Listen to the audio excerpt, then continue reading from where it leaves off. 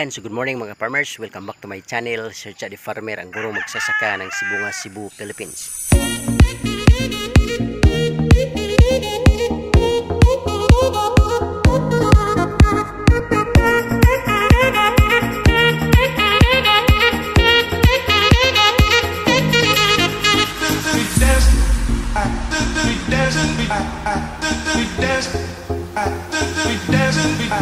And if you're new to this channel mga farmers, please don't forget to subscribe and click the notification bell in order for you to be notified with my coming videos.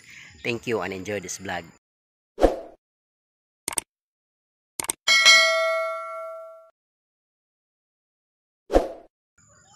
Okay, so for today's video mga farmers, sa vlog na to, ang pag-usapan po natin is ibabahagi po sa inyo yung aking 28 harvest dito sa aking Galaxy Max F1 Ampalaya. So ika 28 pitas na po tayo ngayon. So today is December 7, 2023. Okay, so bago po ang lahat mga farmers, shoutout muna sa ating mga tagapagsubaybay all throughout Luzon, Visayas and Mindanao. Most especially sa aking mga mentors sa Ampalaya Farming. Shoutout Agaw Pino Yanggorin Kaminadi aka Pinos Vlog. And of course shoutout also kay Agaw Jupil Montañez Alcuba aka Jupil the Farmer, anak ni Matoy. So shoutout mga agaw, thank you so much. And of course shoutout also sa ating mga kaibigan, no, especially from Qatar, no, Aquarus, shoutout. And then Lugalag, and also Jojo the Farmer, Bomberong Farmer, Sarge TV, Salvador Farmers, Police Farmers, and also Maktaps. And of course shoutout din sa ating tagapagsubaybay mula dyan sa Duguan, Sibungas, Cebu. Shoutout sa Redondo family, kay Lolo Alberto Redondo, Lola Joy Redondo, at the same time kay Ate Janice Francisco, shoutout. And of course kay Ate Ivy Sibilia, shoutout ate. And also to Ate Tessa Sordilia and Pete Andrew Sibilia. So shoutout sa buong Redondo Sibilia family.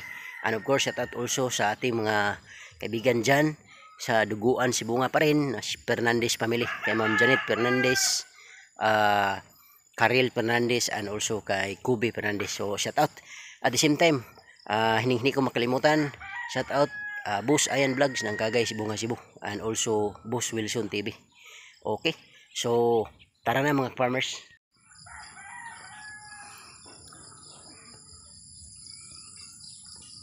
Okay, so once again, good morning. Welcome to my channel, Search the Farmer, ang guro magsasaka ng Sibungas, Cebu, Philippines. So for today's vlog mga farmers, ay ibabahagi po sa inyo yung ating 28 harvest dito sa ating Galaxy Max F1 Ampalaya. So I have observed mga farmers, yung harvest natin is ano na, bumababa na talaga, kasi considering the age of our our Ampalaya, 4 months, no, mag 4 months, malapit na mag 4 months ngayong 16. So matanda na, pero in God's grace, thank you Lord, meron pa rin tayo mga nahaharvest, ano. So kung inyo makikita mga farmers, yung ating harvest ay ito, yan, may mga harvest pa rin tayo. Thank you so much. So meron pa rin, pero ano mga farmers, yun nga, considering the age of our Ampalaya, the quality of our Ampalaya is degrading, no. Medyo hindi naman pangit, pero hindi na talaga katulad nung bata pa yung ating Ampalaya. Yan, so may mga harvest pa rin tayo mga farmers, sa awa ng Diyos meron pa rin.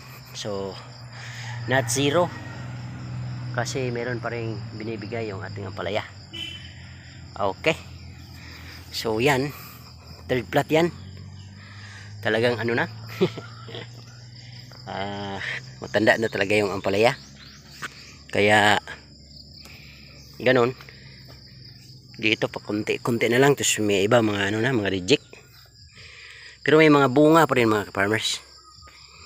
Yan, so in this part, yan, kung makikita ninyo, may mga naharvest pa rin tayo. So 28 harvest natin, selection ano na, konti na lang, Pero yun nga mga farmers, ganito talaga ang buhay eh. Nagtatanim tayo. Merong time na malakas, meron ding time na medyo may kahinaan. Especially po pag tumatanda na yung ating mga tanim ay naapektuhan talaga yung harvest. Kaya ganyan, medyo lumiit na yung harvest natin. Yan. Ganyan po talaga ang buhay mga farmers, ano? At saka kung tingnan nyo kasi mga farmers, yung ating ampalaya is ano na talaga, malapit ng matigbak. Yan. So dito sa kabilang plat, may mga konti-konti din tayong na-harvest. Yan. Pero if you can observe mga farmers, ano na talaga, it is very obvious, no, na yung ampalaya natin ay yan, ano na, talagang malapit ng mamatay ito mga ka-farmers. Pero yun nga lang, we should know our fight, no? Alamin natin yung laban natin, kung hanggang kailan tayo pwedeng lumaban. Okay? And also kung hanggang kailan din tayo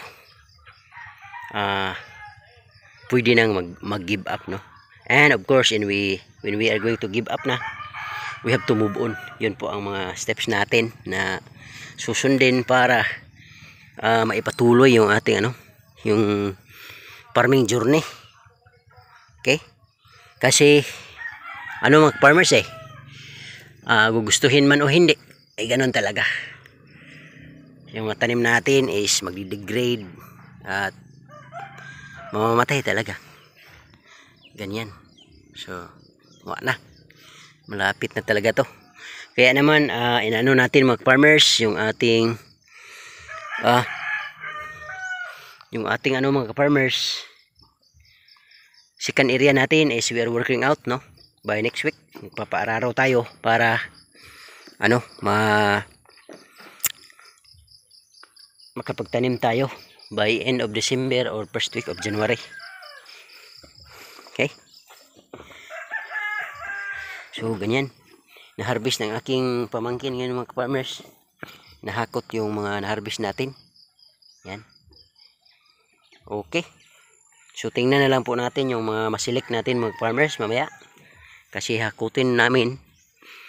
Tapusin namin kasi alas 7 na. May klase pa akong 7:30. Okay mga farmers. Ito po yung harvest natin. 28 harvest ng ating Galaxy Max F1 ampalaya. So, bumaba na yung harvest natin mga farmers dahil matanda na yung ampalaya natin. Tapos yung quality is na rin, medyo hindi na tulad ng mga past harvest natin na talagang magaganda. Ito may mga maliliit na na nga matured na. Pero kaya pa rin mga farmers. Tsaka na tayo titigil pag hindi na kaya ng ampalaya, pero okay pa naman, may ma-harvest pa rin. So ito, I'm not sure kung ilang kilo ito, pero yung 5 na yan, tapos merong dalawa 7, ito mga 5 din, so na 17. So abot pa ito ng siguro mga farmers 30 kilos, ganyan siguro yung ating harvest sa araw na ito. Okay, so yan. Okay mga farmers, so maraming salamat sa inyong pagsubaybay, most especially doon sa mga panibago nating subscribers, no? So ngayon this day siguro abot tayo ng mga 1.8k na subscribers, kasi 4 na lang ang kulang, mag 1.8 na.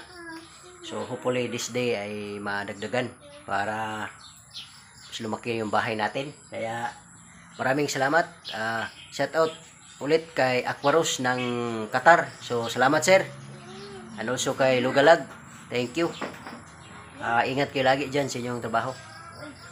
So yun po ang ating harvest. Once again, this is Sir Chad the Farmer, ang guro magsasaka ng Sibungas, Cebu, Philippines. Bye bye and thank you. God bless po sa inyo lahat.